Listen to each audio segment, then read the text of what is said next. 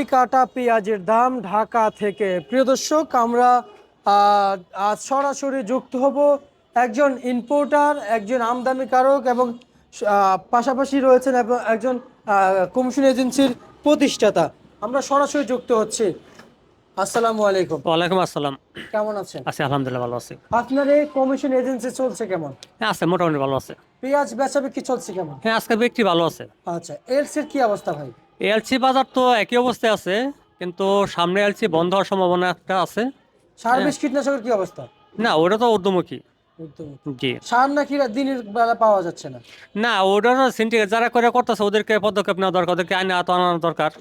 কারণ আচ্ছা, কৃষক এই মুহূর্তে যদি সার না পায় তাহলে আবার কিভাবে করবো?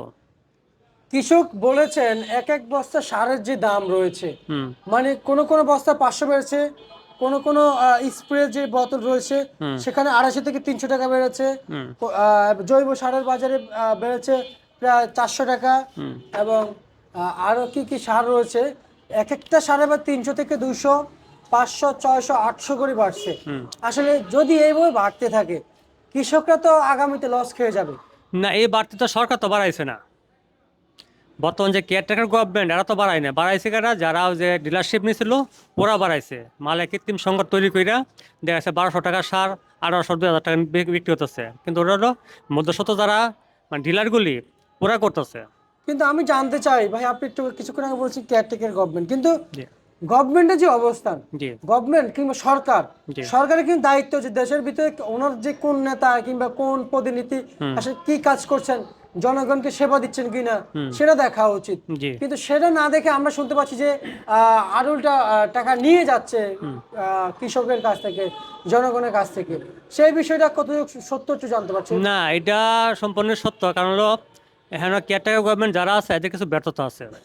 এই মুহূর্তে সরকারের দরকার ছিল, কেয়ারটেকার গভর্নমেন্টের দরকার ছিল সার কীটনাশক, তারপরে হলো তেল, কিছু কিছু ভর্তুকি দিয়ে দ্রব্যমূল্যের দামটা নিম্নমুখী রাখা। কিন্তু দেখা গেছে তার বিপরীত হয়ে গেছে। এই মুহূর্তে সারে ভর্তুকি দেয় সরকার, এই জায়গার মধ্যে সার কৃষকে পাচ্ছে না। সরকার যে রেট দিচ্ছে তার থেকে আর 400-500 টাকা বেশিতে কিনতে হয়। সেই হিসাবে সাধারণ যে কৃষকগুলি কৃষক ক্ষতিগ্রস্ত হচ্ছে। আর যারা সারা ডিলার নিচ্ছে ডিলারটা কিন্তু লাভবান হচ্ছে। সরকার এই জন্য জরুরি ভিত্তিক পদক্ষেপ নেওয়া দরকার যে ডিলারটা মানে মাল কৃত্রিম সংকট করে দাম বেশি দিচ্ছে তাদেরকে আইনে আওতায় আনা। জি জি জি। কিন্তু ভাই, যখন আমি একটা প্রতিষ্ঠান খুলবো, আমার যদি কর্মচারী থাকে ভাই, হুম।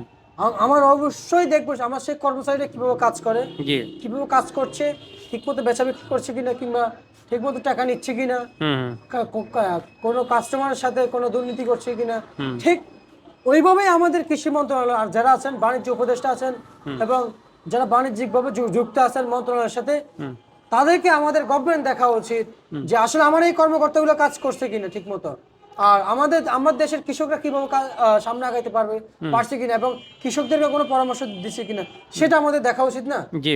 কিন্তু আমরা আজকে শুনতে পেয়েছি কৃষকের কাছ থেকে, স্বাধীনতার পর থেকে আজকে পর্যন্ত কোনোদিন কোনো মন্ত্রণালয়, যেমন কৃষি উপদেষ্টা, ওনারা কোনোদিন যায় না কৃষকের কাছ থেকে, কাছে যায় কৃষকের ফলন কিংবা মাটি, হুম কৃষকদেরকে নতুন নতুন ভাবে আইডিয়া দেওয়া, কোনোদিন কেউ দেয় নাই।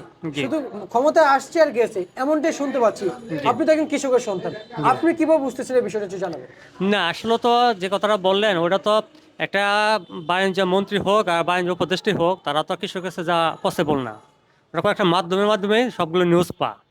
সে যে একজন প্রতি কৃষি মন্ত্রণালয়ে যে একজন দায়িত্বে আছে সে যেমন বাংলাদেশে যে 2 কোটি কৃষক হয়, 2 কোটি কৃষকে যাওয়া সম্ভব না, সম্ভব না। তারা সম্ভব বিভিন্ন না। মিডিয়ার মাধ্যমে বিভিন্ন মাধ্যমে তারা সব কিছু জাস্টিফাই করে। কিন্তু বর্তমান যে কেয়ারটেকার গভর্নমেন্টের যে কৃষি উপদেষ্টা আছে তার কিছু ব্যর্থতা হলো এই জায়গায়।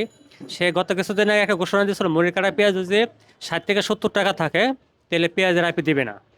তাহলে মুড়ি কাটা পেঁয়াজ হয়ে গেছে এখন 30 থেকে সর্বোচ্চ বাজার হলো 45 টাকা, 48 টাকা টুকিটাকি। মানে হ্যাঁ। উপদেষ্টারা কৃষকের সাথে বেইমানি করলো। না উপদেষ্টা যেটা বলছিল 60 থেকে 70 টাকা থাকলে মানে মুড়ি কাটা পেঁয়াজ যদি 60 থেকে 70 টাকা থাকে আর পুরান পেঁয়াজ যদি 80 থেকে 90 টাকা থাকে তাহলে আইপি দিবে না।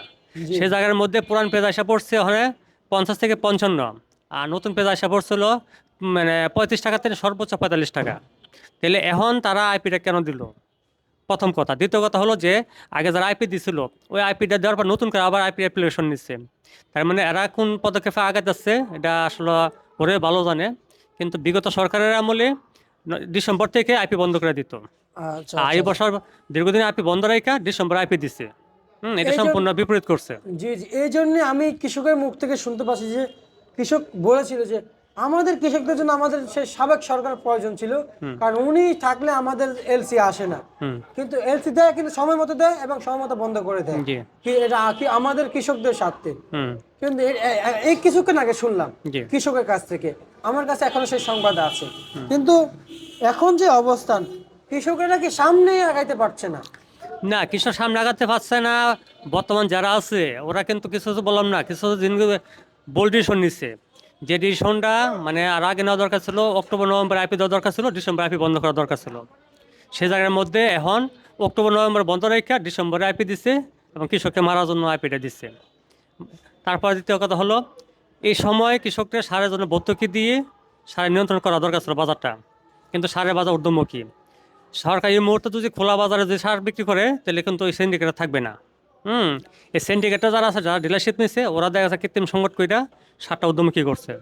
আর বিগত সরকার যেটা বলছে, এটা গণতন্ত্র দেশ, যে যাকে ভালোবাসে তাকে ভোট দিবে, তাকে নির্বাচিত করবে।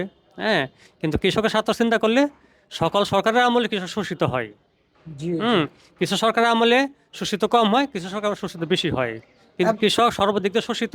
আর কৃষককে বাঁচাতে গেলে আমাদের সবাই পদক্ষেপ নিতে হবে, সরকারের পদক্ষেপ নিতে হবে, সৎ উদ্দেশ্য থাকতে হবে। ভাই। কৃষি প্রধান দেশ, কৃষককে বাঁচাতে হবে, কৃষক বাঁচলে দেশ বাঁচবে। জি জি জি কিন্তু কৃষকের কি মূল্য আছে বাংলাদেশে? কৃষকের মূল্য তো নাই, আমি দেখতেছি না তো, কৃষক তো সর্বদিকে শোষিত হচ্ছে। আজ পর্যন্ত কোনো সরকার কৃষকদেরকে মূল্য দিয়েছে? না, কৃষক তো দিচ্ছে না। যদি আজকাল যদি মরি কাটা পেঁয়াজ যদি কৃষক উৎপাদন না করতো, এই মাল আমরা বাড়ি থেকে আনতে হতো, বাড়ি থেকে আনতে গেলে 70, 80, 100 টাকা হতো, আমাদের দেশের টাকাগুলি বাইরে বাইরে চলে যেত। আজকে বাংলাদেশে এই গত 3 মাসের মধ্যে 3.5 লাখ টন চাউল আনছে বাইরে থেকে। হ্যাঁ, অন্যান্য বছর চাউল আনতে হয়েছে না, এবার আনতে হয়েছে, সামনে আরও আনতে হবে। কৃষক যদি বাঁচাতে না পারে তাহলে অবশ্যই সামনে বাইরের উপর নির্ভরশীল থাকতে হবে। আর কিন্তু কৃষক যদি বাঁচা থাকে তাহলে আমরা বাইরের মাল আনতে হবে না। আমাদের দেশে যেগুলো মানে শুকনা পণ্যগুলা, জি। সেগুলো আসলে নাকি আন্ডারগ্রাউন্ড হয়ে যায়। হুম।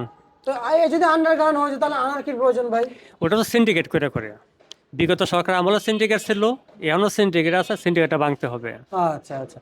আর এদিকে নতুন পুরাতন পেঁয়াজ কত বিক্রি চলছে? নতুনটা বিক্রি হয়েছে 38 টাকা থেকে সর্বোচ্চ 47 টাকা, আর পুরানটা বিক্রি হয়েছে 50 থেকে 55 টাকা। পেঁয়াজ দেশি দেশি? দেশি পেঁয়াজ। আচ্ছা, আর এলসি কত চলছে ভাই? এ হচ্ছে মানবেদে 30 টাকা থেকে সর্বোচ্চ 58 টাকা। আর রসুন কত চলছে দেশি? রসুন হলো 60 টাকা, 70 টাকা, 80 টাকা সর্বোচ্চ বাজার। আর আলু কত চলছে? আলু 9 টাকা থেকে 11 টাকা, 13 টাকা। 9 টাকা থেকে 11 টাকা, 13 টাকা 13 বিক্রি টাকা। চলছে। আচ্ছা আচ্ছা আচ্ছা, মানে সব মিলিয়েই বাজার, জি জি জি। তাই না? কিন্তু সামনে আলু কৃষকরা কিন্তু ক্ষতিগ্রস্ত হবে, যে আলু এই মুহূর্তে বাইরে যদি এক্সপোর্ট না করতে পারে, কৃষকরা ক্ষতিগ্রস্ত হবে। ক্ষতিগ্রস্ত হবে। জি জি। আচ্ছা আচ্ছা আচ্ছা, বুঝতে পারলাম। তার মানে ক্ষতিগ্রস্ত শেষ নেই। সর্বদিক থেকে ক্ষতিগ্রস্ত কৃষকই হয়। আমরা একটু জানতে চাইবো আপনার কাছ থেকে, শেষ আপনি একজন আমদানিকারক এবং আমদানি করে আসলে পেঁয়াজের এখন কি লাভবান হওয়া যাচ্ছে? না, এখন লস হচ্ছে না। লস হচ্ছে? না না। এই যে বললো যে লস হচ্ছে, খুব ব্যাপক লস হচ্ছে। না, আসলে কি, যারা 120 টাকা বিক্রি করছে এক গাড়িতে, 7 লাখ 8 লাখ টাকা লাভ করছে, ওই হিসাবে তো হিসাব করলে ভিন্ন কথা। কারণ দেখা যাচ্ছে কি, পার কেজিতে 1 টাকা 2 টাকা লাভ হলে এনাফ, আমি 20 টাকা লাভ করবো কেন? আচ্ছা আচ্ছা হ্যাঁ, এই কৃত্রিম সংকট করছিল যখন আপনার প্রথম যখন দিছিল আইপিটা দিছিল, 50 টাকা আইপি দিছিল পার ডে, তখন দেখা যাচ্ছে সিন্ডিকেট কইরা পেঁয়াজের বাজারটা উদ্যমুখী করছিল। তখন আইপিও মুক্ত করে দিছিল, তখন বাজার অটোমেটিকলি কমে গেছে। আচ্ছা আর কাঁচামাল এটা কিন্তু কেউ রেট দিয়ে বিক্রি করতে পারবো না, আমদানি বেশি বাজার কমবে, আমদানি কম বাজার বাড়বে। আচ্ছা আচ্ছা, বুঝতে পারছি। ঠিক আছে, আপনাকে ধন্যবাদ। Thank you. প্রিয় দর্শক, মেসার্স নিউ আল মাস্টিডাস থেকে প্রিয় দর্শক আজকের নিত্য প্রয়োজনীয় পণ্যের বাজার তালিকা জানিয়ে দিয়েছি। আমরা ছিলাম এতক্ষণ আমদানিকারক নজরুল ভাইয়ের সাথে। প্রিয় দর্শক।